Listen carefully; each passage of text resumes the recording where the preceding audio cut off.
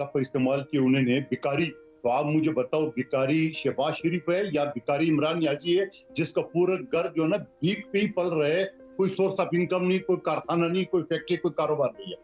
जय हिंद दोस्तों, मैं महेंद्र शर्मा स्वागत करता हूं वन वर्ल्ड हिंदी में आपका। उम्मीद करता हूं आप खुश और स्वस्थ है। दोस्तों आइए दिखाते हैं पाक मीडिया की एक और लेटेस्ट डिबेट, जिसमें कैसे पाकिस्तान की पॉलिटिकल पार्टियां अब एक दूसरे पे आरोप प्रत्यारोप लगाने लगी है। क्योंकि पाकिस्तान में आईएमएफ का जब से लोन आया है उसके बाद कहीं ना कहीं पाकिस्तान की मुश्किलें और ज़्यादा बढ़ गई है। एक तो फ्लड की स्थिति वैसे ही पहुंची हुई है, दूसरी तरफ पाकिस्तान में जितने भी आईएमएफ की शर्तें हैं वो अब लागू करने की कंडीशन पाकिस्तान की हुकूमत पे लग पड़ी है। जबकि दूसरी तरफ पाकिस्तान में इमरान खान की चमची कैसे इमरान खान को डिफेंड करती हुई बता रही है कि हमने आईएमएफ की शर्तें नहीं मानी, जबकि साइलेंट तरीके से इन्होंने इतने प्राइस बढ़ा दिए कि आईएमएफ इन्हें खुद कहे कि हम आपको लोन दे देंगे, जबकि इस हुकूमत ने पाकिस्तान को लगभग बेच ही दिया है। तो कहीं ना कहीं आज पाकिस्तान की आवाम का खून चूसा जा रहा है और महंगाई दिन ब दिन बढ़ाई जा रही है, वो भी सिर्फ और सिर्फ पाकिस्तान आईएमएफ की शर्तों पे। तो आज कैसे फ्लड की स्थिति में कैसे पाकिस्तान की पॉलिटिकल पार्टियां चिकम चिल्ली मचा रही है। तो दोस्तों देखिए डिबेट और कमेंट में अपनी प्रतिक्रिया जरूर दें। लास्ट में आपसे रिक्वेस्ट करूंगा, चैनल पर नए हैं तो चैनल को सबसे पहले सब्सक्राइब करें, लाइक शेयर कमेंट जरूर करें। दोस्तों जय हिंद, वंदे मातरम, भारत माता की जय। दोस्तों इमरान खान तो इलेक्ट्रिसिटी 5 रुपए सस्ती करता था, जो इन्होंने आते ही जिसकी कीमत में 150 रुपए का 150% का इजाफा कर दिया।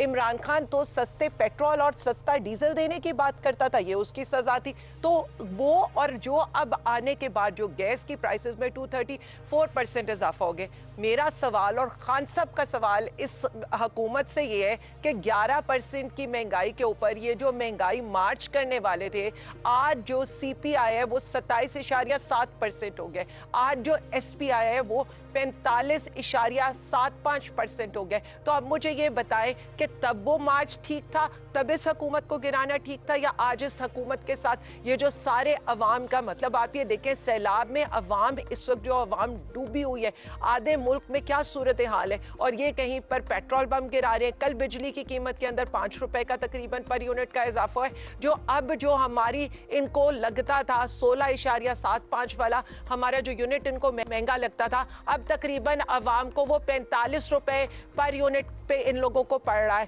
तो कतरा कलामी की माजरत आलिया बीबी, अगर आप समझती हैं वो फैसले अवाम के लिए थे, तो मेरा सवाल आपसे ये है कि आप खुद, आपकी हुकूमत आलमी इदारे के पास गई, एक डील की और फिर उस कमिटमेंट को आप पूरा ना करें, तो वो तो पाकिस्तान के नाम पर आप वादा खिलाफी करें, तो पाकिस्तान की स्टैंडिंग क्या होगी फिर उसमें?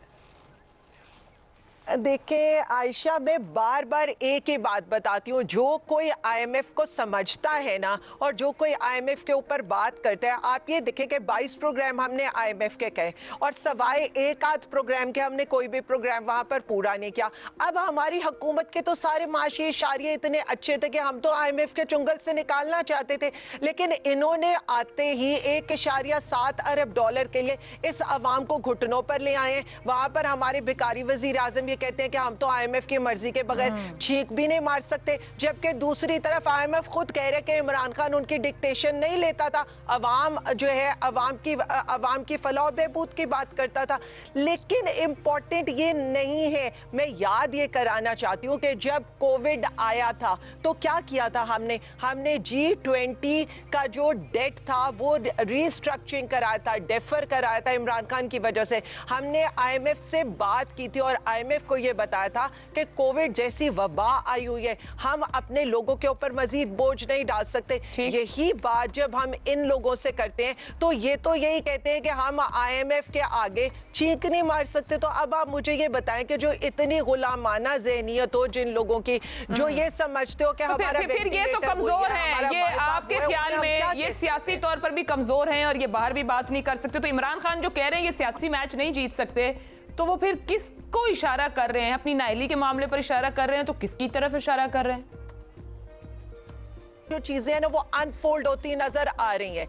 कैसे अनफोल्ड होती नजर आ रही है? आईएमएफ की डील किस कदर सख्त डील ली गई, यानी अब जो आईएमएफ कह रहे हैं 10 रुपए की आपने लेवी बढ़ानी है, आप 18 रुपए की लेवी बढ़ा रहे हैं। आईएमएफ आपको कह रहे हैं कि आपने 235% गैस बढ़ानी है। वैसे आलिया बीबी अगर याद करा दूं तो दिसंबर से लेकर फरवरी तक आपकी हुकूमत मुस्तकिल बढ़ा रही थी, और मुझे आज भी याद है कि दिसंबर में इमरान खान साहब ने भी बयान दिया, और तब शौकत तरीन साहब भी जब मिनी बजट आया तो उसके बाद खुद हमें बता रहे थे कि ये जरूरी है, और वो हर महीने और 15 दिन बाद पेट्रोल की कीमतें बढ़ रही थी दिसंबर से फरवरी तक।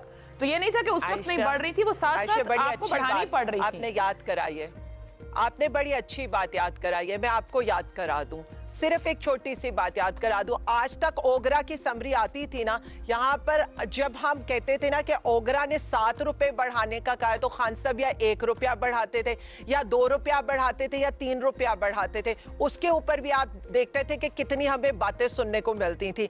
और उसके बाद अब इस आखिरी 2-3 महीने में 1-2 रुपए नहीं बढ़ रहे थे, ज्यादा ही बढ़ रहे थे। लास्ट में मुझे मंदोखेल साहब को शामिल कर आई है। ओगरा की समरी ने पेट्रोल की प्राइसेस कम करने को कहा है, और इन्होंने पहली दफा उनके कम करने के बावजूद पेट्रोल की प्राइसेस बढ़ा दिए। चल मंदोखेल साहब को शामिल करते। मंदोखेल साहब, अगर समरीज ऐसी आ रही हैं कि कम करें, तो कोई खुदा खौफी हुकूमत भी करे कि कम कर ले, या वाकई हुकूमत इमरान खान साहब की बढ़ती मकबूलियत और बयानिए से घबरा गई है कि खुद समझ नहीं आ रही कि क्या करना है? डाल उन पर दें कि ये हमारे लिए छोड़ गए, पर लिया तो आपने भी खुशी से ही तख्त। देखिए, पहली बुनियादी पिछले 4 महीने से जब हम ये कहते आ रहे थे, और आज आईएमएफ की रिपोर्ट ने साबित कर दी है, जब बिलावल भुट्टो साहब की लॉन्ग मार्च से तारीखी लॉन्ग मार्च दुनिया की शुरू हुई है, तो इमरान नियाजी साहब ने ओगरा की समरी 8 रुपए जो बढ़ाने का उन्हें कहा उसको भी खत्म कर दिए, और 10 रुपए मजीद पेट्रोल कम।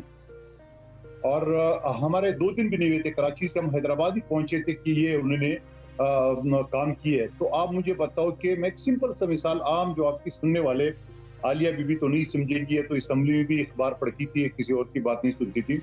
सवाल ये है कि आम जब राशन की दुकान से मैं और आप राशन लेते हैं और उनके साथ पैसों में हम लोग खिलाफ वर्जी करें, तो बताओ हमारा या आपका घराने का कोई और शख्स को राशन दुकान वाला देगा? वही हरकत आज जो इमरान नियाजी साहब ने की है, आईएमएफ के जो कानून के उनके जो मुआहदे थे, उनके साथ जो कमिटमेंट थी, उसको तोड़ के 4 महीने मौजूदा हुकूमत के लगे थे इन सारी शराइतों को बार बार पूरा करने की। यकीनन मैं कहता हूँ सख्त फैसले थे। हमारे पास 2 रास्ते थे, या तो हम सियासत बचाते या हम रियासत बचाते। यकीनन रियासत बचाएंगे तो सियासत बचाएंगे। अल्हम्दुलिल्लाह हम उसमें कामयाब हो गए।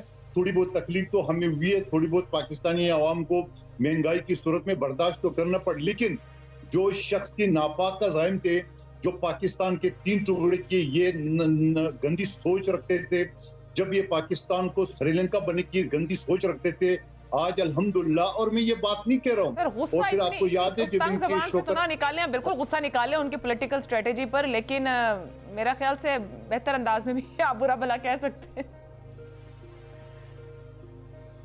आप मुझे बता दें कि जब आलिया बीबी कह रही थी कि ये जो ना वो गुलाम नाज़ाद एक और सख्त अल्लाह पर इस्तेमाल किए उन्होंने भिखारी, तो आप मुझे बताओ भिखारी शहबाज शरीफ है या भिखारी इमरान नियाजी है, जिसका पूरा घर जो ना भीख पे ही पल रहे, कोई सोर्स ऑफ इनकम नहीं, कोई कारखाना नहीं, कोई फैक्ट्री, कोई कारोबार नहीं है।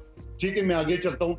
आप मुझे बताओ, आपको याद होगा इनकी अपनी गवर्नर चौधरी सरवर साहब ये कहता था जब वो गवर्नर थे, जब लंदन गए कि पीटीआई हुकूमत के पूरे मुल्क को गर्मी में रखा, वो रिकॉर्ड का हिस्सा है सारी बातें। और फिर उसके अलावा ये वही शख्स है जो कहते थे कि आईएमएफ के पास में जाऊं तो मैं खुदकुशी करूंगा। खुदकुशी तो यकीनन जिस आदमी में, यकीनन मैं उसको हराम कहूंगा, लेकिन इस शख्स में उतनी भी हिम्मत नहीं हो सकी कि मैंने पिछले क्या बात की है। ठीक है, मंदोखेल साहब वो इसकी प्ली लेते हुए कहते हैं कि यू टर्न लेना पड़ते हैं मंजिल पे। मेरा आपसे सवाल है कि इमरान खान साहब जो इस वक्त जलसे कर रहे हैं, उन्होंने भी गुज़िश्ता जलसे में भी बड़े यकीन से कहा कि पीडीएम या आप लोग सियासी मैच उनसे नहीं जीत सकते हैं, और अभी आपने भी कहा कि हमने रियासत फोकस की है, सियासत तो फिर बाद में साथ होगी। कप्तान को अगला इलेक्शन जीतने का, इमरान खान को अगला इलेक्शन जीतने का यकीन है। आप लोगों को ऐसा लग रहा है कि आप लोगों की पॉलिटिक्स को डेंट पड़ा है इमरान खान के इस बयानिए से, जिस तरह वो जलसे और अवाम के बीच में मुस्तकिल डटा खड़ा है?